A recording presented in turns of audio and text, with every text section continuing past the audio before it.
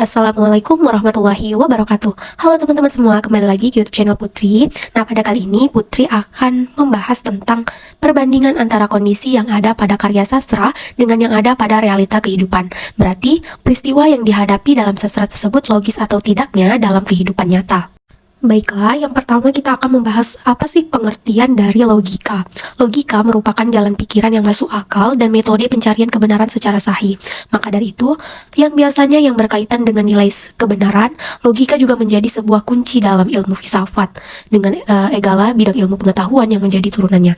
Nah, maka dari itu, dalam sastra, logika itu bisa kita lihat dengan menggunakan paradigma bidang-bidang ilmu pengetahuan tersebut yang secara umum sering sekali dikelompokkan menjadi 3 rumpun, di mana ada ilmu alam, ilmu sosial, dan ilmu humaniora. Nah, apa sih dari pengkelompokan dari 3 rumpun ilmu tersebut? Yang pertama itu adalah ilmu alam. Biasanya ilmu alam ini merupakan pengetahuan yang mengkaji tentang gejala-gejala dalam alam semesta, termasuk yang ada di muka bumi ini, sehingga terbentuklah sebuah konsep maupun prinsip. Kajian konsep-konsep dan prinsip-prinsip dasar yang esensial saja. Sedangkan ilmu sosialnya merupakan sekelompok disiplin akademis yang mempelajari sebuah aspek-aspek yang berhubungan dengan manusia dan lingkungan sosialnya. Sedangkan yang untuk terakhir adalah ilmu humaniora.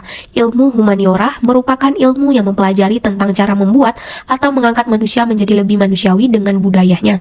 Dan menurut bahasa Latin, bahwa humaniora biasa disebut dengan artes liberales, yaitu di mana studi yang mengkaji tentang kemanusiaan. Nah, persoalan pertama yang mesti dibahas terkait hubungan sastra dan logika ialah fenomena kisah-kisah yang tak masuk akal itu yang sering kita ditemukan dalam karya sastra khususnya seperti fiksi realisme, fiksi fantastik, magis, fiksi sains, dongeng peri maupun sebagainya. Nah, sejauh ini dapat kita lihat bahwa sastra mempunyai logika-logika tertentu dalam struktur bangunannya. Nah, maksud dari sini adalah logika tersebut itu menghadirkan kebenaran sebagai basis sastra. Adapun di dalamnya itu terdapat pula kebenaran yang menjadi raison d'être ataupun alasan dari keberadaan tersebut sastra itu sendiri. Nah, kebenaran ini adalah kebenaran yang dicari dan dapat disamakan dengan kebenaran yang dicari dan dapat disamakan dengan kebenaran dalam ranah filsafat tersebut. Nah, dalam seni novel Milan Kundera, yaitu pada tahun 2016 pada halaman 48 mengemukakan ataupun menegaskan bahwa satu-satunya raison d'être novel merupakan untuk mengatakan apa yang hanya bisa dikatakan oleh novel tersebut. Apa itu? Yaitu sebuah novel yang menyelidiki kenyataan melainkan eksistensinya. Nah, terdengar pula kata eksistensi. Apa sih eksistensi itu?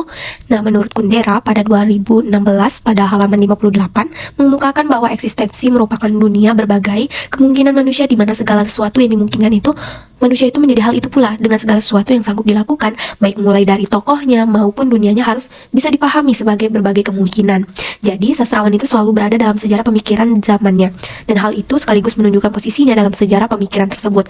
Meski akrab dengan filsafat, pemikiran sastrawan itu cenderung dianggap bukanlah pemikiran besar sebagaimana pemikiran filsuf yang menghasilkan sistem-sistem filsafat.